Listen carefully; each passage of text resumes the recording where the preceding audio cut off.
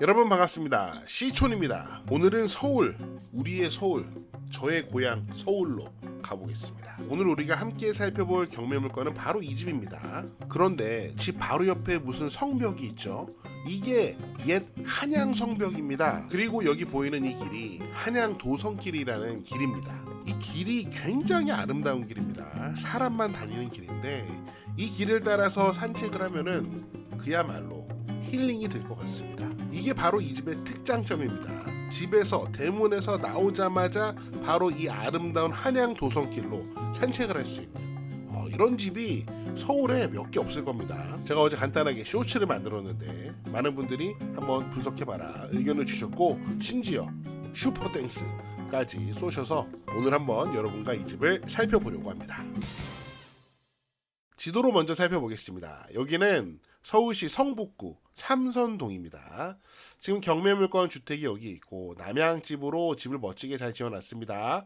집 바로 서쪽으로 이렇게 서울 성곽이 지도상으로 딱 눈에 보이실 겁니다. 넓게 보면은 여기가 낙산공원이에요. 낙산공원이고 바로 서쪽으로 가톨릭대학교, 그 다음에 동쪽으로는 한성대학교, 좀 넓게 보면 이렇게 바로 대학로가 눈앞에 딱 보입니다. 집에서 나와서 이 성곽길을 따라서 한양 도성길을 따라서 대학로 이렇게 크게 한 바퀴 돌면은 참 좋을 것 같아요.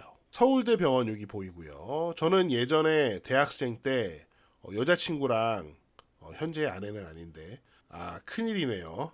아무튼 그 당시 여자친구랑 대학로에서 민들레 영토 이런 데 가서 놀았던 기억이 나고요. 현재 아내랑은 저희 막내 어렸을 때 응급실 갔던 기억이 납니다.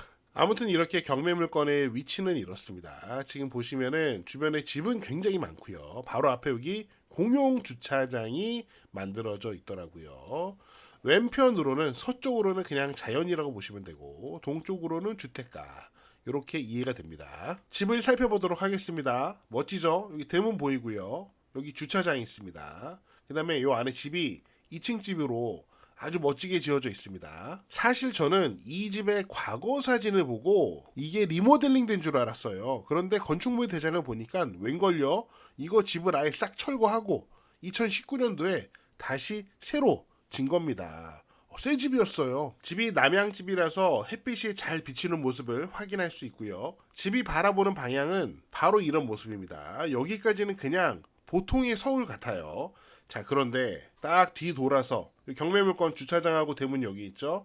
나오자마자 바로 요 한양 도성길로 들어가면은 완전 다른 세상이 펼쳐집니다. 너무 좋죠. 여기 보이는 지붕이 바로 경매물건입니다. 자, 여기 한양 도성길에서 보면은 경매물건 토지 경계를 따라서 조경수를 잘 심어놔서 마당 안쪽이 전혀 보이지가 않습니다. 멋집니다. 약간 뒤에서 바라본 모습이고 요 바깥쪽은 요 한양 도성길은 당연히 서울시에서 다 관리를 할 겁니다. 좀 멀리서 보면은 이렇게 성곽이 굉장히 웅장하고요. 이 길을 따라 걸으면 참 좋겠습니다. 자, 여기서 살짝 왼편을 보면 이렇게 경매 물건의 뒤쪽 모습이 보이는 거예요. 우리가 처음에 이 길로 걸어왔고요. 여기서 걷다가 지금 아래쪽으로 내려온 겁니다. 이 집이 어떤 느낌인지 딱 감이 오실 것 같습니다. 옛날에 원래 이런 집이 있었는데 현재 주인께서 이 땅을 사가지고 여기다가 멋진 집을 이렇게 지은 겁니다. 바로 이 사진이 이 집을 2019년도에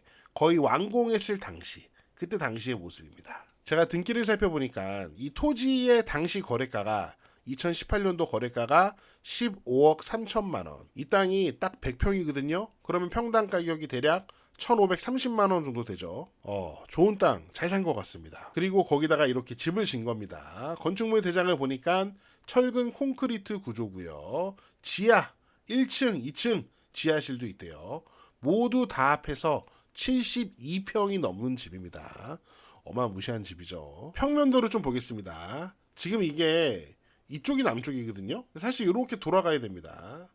자, 아무튼 이렇게 보시면은 요거는 지하입니다. 지하에 창고가 이렇게 있고요. 1층을 보시면요. 여기 현관 들어가서 거실, 식당, 주방, 1층에 방이 하나 있습니다. 방 하나, 화장실도 하나 있네요. 1층에는 공용 화장실은 없고 안방에만 화장실이 하나 있습니다. 여기 가운데 계단실이 있는데 이 계단실이 지하 창고와 2층이 모두 이렇게 연결이 되겠죠. 2층으로 올라오면요. 방이 3개 있습니다. 하나, 둘, 3개 있고 화장실이 2개 있습니다. 그런데 이 화장실은 이 방 안에 들어가 있고 또 이쪽 화장실은 이 방 안에 들어가 있습니다. 그러니까 요 방에 있다가 혹은 요 거실에 있다가 화장실 가려면은 뭐 방 안쪽으로 들어가야 돼요. 그 부분은 좀 불편해 보이고요. 아무튼 여기 거실 또 2층에 또 작은 주방이 하나 있습니다. 2층 외부에 동쪽으로 이렇게 테라스가 있고요. 저는 예전에 도시에 살 때 아파트에 사니까 이런 주택이 서울에 있는 이런 주택이 참 부러웠습니다. 만약에 제가 이런 집을 살 수 있는 경제적 여유가 있었다면 어쩌면 강원도 평창까지 안 왔을 수도 있을 것 같아요. 저희 아내가 평창동에다가 집을 사달라 그랬는데 제가 평창동에 집을 살 돈이 없어서 강원도 평창에다가 집을 사줬습니다. 자, 아무튼 이렇게 한양 도성길로 바로 산책을 할 수 있는 참 멋진 집인데요. 경매물건 분석해 보도록 하겠습니다. 경매물건 분석해 보도록 하겠습니다. 우선 사건 번호 확인하시고 여기 보시면은 단독주택인데 토지 및 건물이 지분으로 일괄이 아니고 지분으로 매각되고 있습니다. 딱 보시면은 토지도 100평인데 절반 50평, 건물도 72평인데 절반 36평. 현재 2분의 1 지분이 경매에 나와 있는 상황이에요. 제가 등기하고 대장을 확인해 보니까 부부신 것 같아요. 두 분이 부부인데 땅을 살 때도 2분의 1씩 지분으로 공유자로 구매를 했고요. 건물을 소유권 보존할 때, 건물 지어서 소유권 보존할 때도 공유자로 2분의 1 지분씩 소유권 보존을 했더라고요. 그래서 그 2분의 1 지분에 대한 감정가가 약 8억 5천인데 지금 2번 유찰이 됐습니다. 현재는 감정가 대비 한 60% 정도 돼요. 최저가가 5억 4천만 원 정도 잡혀 있는데 일단 임차인 권리 분석 먼저 하겠습니다. 여기 임차인 현황에 누가 있어요. 이게 어떤 내용이냐면은 전입 세대를 보니까 채무자가 있어요. 채무자 겸 소유자가 전입이 되어 있고 또 2명이 더 전입되어 있는데 제가 생각했을 때는 성이 다 같거든요. 그래서 아마 자녀인 것 같아요. 그런데 뭐 자녀가 아니고 혹시 임차인이라고 해도 말소 기준 권리가 2019년이고 이분들의 전입일자가 2023년이란 말이에요. 날짜상 말소 기준 권리보다 늦죠. 그렇기 때문에 이분들은 뭐 임차인이라고 해도 설사 보증금이 있다고 해도 낙찰자에게 대항할 수는 없습니다. 그래서 임차인 권리 문제는 없다고 볼 수 있고요. 자, 그럼 여기서 여러분 생각이 시초나 이거 어차피 지분 매각인데 무슨 소용이냐 한번 공부를 하나씩 해보도록 하겠습니다.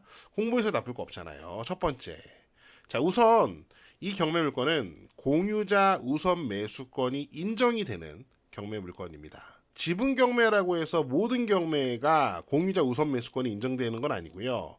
경매에 나온 모든 부동산이 지분 매각인 경우, 자, 현재 경매 물건은 토지하고 건물이라는 2개의 부동산이 있잖아요. 2개 모두 2분의 1 지분만 경매에 나온 상황입니다. 그렇기 때문에 모든 부동산이 현재 지분으로 매각이 되고 있고 그래서 공유자 우선 매수권이 인정이 되는 케이스입니다. 자, 그래서 이제 경매가 진행이 되는데 한번 가정을 해볼게요.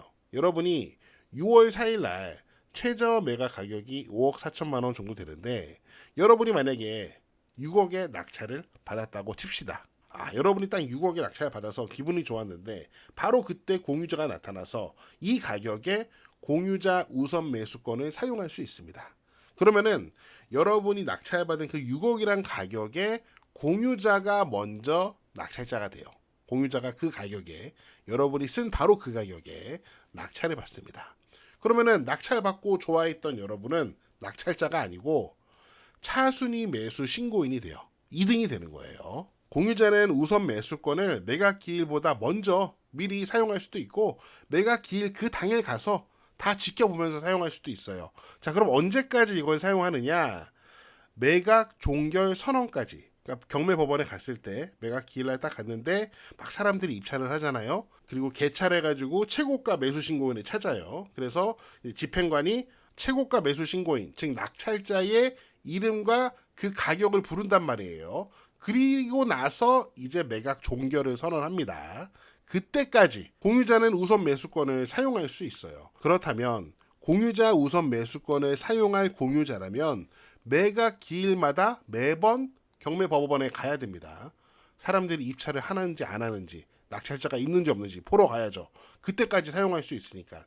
만약에 아무도 입찰을 안 하면은 유찰됐구나, 다음 기회에. 그 다음 매각 기일에도 아무도 입찰을 안 하면은 유찰됐구나, 다음 기회에. 이렇게 상황을 지켜볼 수밖에 없겠죠. 왜냐면은 공유자 입장에서도 싸게 받으면 좋으니까 아무도 입찰 안 하는데, 낙찰자가 없는데 공유자 우선 매수권을 낭비할 필요가 없죠. 그래서 이제 관건은 과연 공유자가 우선 매수권을 사용할 마음이 있느냐. 그 다음에 두 번째로는 만약에 우선 매수권을 사용하고 싶다, 내가 이 집을 지키고 싶다, 그런데 과연 그럴 여력이 있느냐, 이게 이제 관건일 것 같아요. 자, 이 시점에서 등기를 좀 보겠습니다. 요약 내용인데 건물하고 토지가 똑같습니다. 동일합니다. 자, 말소기준 권리가 이제 채권 최고액 4억 4천만 원 은행 대출이고요. 추가 대출을 받았습니다. 채권 최고액 3억 3천만 원, 뭐 대략 한 6억 5천 정도 대출이 있다고 보면 될 것 같고요.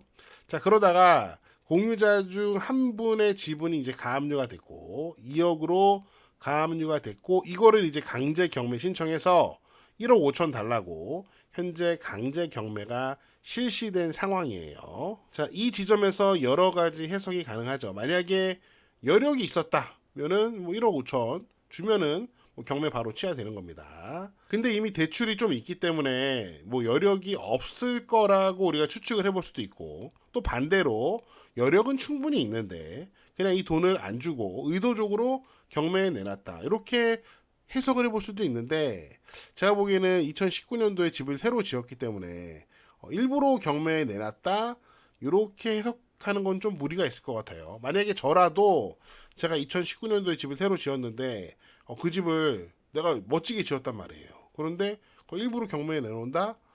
뭐 저 같으면 안 그럴 것 같습니다. 뭐 사람마다 판단도 다르고 해석도 다를 수 있을 것 같아요. 그리고 만약에 한 6억 정도의 낙찰이 된다면은 공유자 우선 매수를 신고하고 결국에는 대금을 납부해야 되거든요. 그 6억을 납부해야 됩니다. 그 6억을 납부하기 위해서는 돈이 있어야겠죠. 만약에 돈을 구하지 못해서 납부를 못하면은 우선 매수권은 날아가는 겁니다. 한 번밖에 사용을 못하니까요. 그리고 실제로 6억에 낙찰받은 그 낙찰자가 차순위 매수 신고인의 지위를 포기하지 않았다면은 기회가 오는 거죠. 자, 그래서 차순위 매수인이 됐던 여러분이 6억에 결국에는 매수를 하게 됐다고 가정을 해보겠습니다. 낙찰 후에는 어떻게 해야 될까요? 두 가지 선택이 있죠. 첫 번째는 여러분이 낙찰받은 그 지분을 현재 이 집에 살고 있는 공유인에게 매도하는 방법이 있을 겁니다. 그런데 만약에 이 공유자가 여력이 없어서 우선 매수권을 사용하지 못한 경우에는 이 지분을 매수할 여유가 없을 겁니다. 그리고 그 협상도 만만치 않을 수 있고요. 여러분은 낙찰가가 아닌 시세대로 팔고 싶으니까 감정가 수준에서 팔고 싶겠죠. 하지만 사는 사람은 싸게 사고 싶잖아요. 두 번째는 여러분이 나머지 지분을 인수하는 겁니다. 물론 이 과정에서도 또 반대 입장이 되니까 여러분은 또 싸게 사고 싶고, 파는 2분의 1 공유자는 또 비싸게 팔고 싶고, 그런 사람의 마음이 뭐 다 똑같죠. 뭐 근데 이 협상이 원활하지 않다면 뭐 여러분이 낙찰자가 여유가 있다면 좀 시간을 끌 수 있습니다. 자, 그 과정에서 여러분이 2분의 1 지분 소유자이기 때문에 그 지분 한도에서 원래 사용 수익을 할 수 있어요. 근데 여기 사람이 이미 살고 있잖아요. 2분의 1 공유자가 살고 있잖아요. 그러면은 여러분의 지분 한도, 2분의 1 지분 한도에서 차임 요구 가능합니다. 월세 받을 수 있어요. 집이 비싸기 때문에 상당한 월세를 또 받을 수 있겠죠. 그런 식으로 접근을 할 수 있는 여러 가지 선택사항이 있는 경매 물건이라고 보시면 됩니다. 네, 제가 준비한 내용은 여기까지고요. 여러분은 어떻게 보셨는지 여러분의 다양한 의견을 댓글로 남겨주세요. 저는 다음 영상에서 더 재미있고 유익한 내용으로 돌아오겠습니다. 여러분, See you again.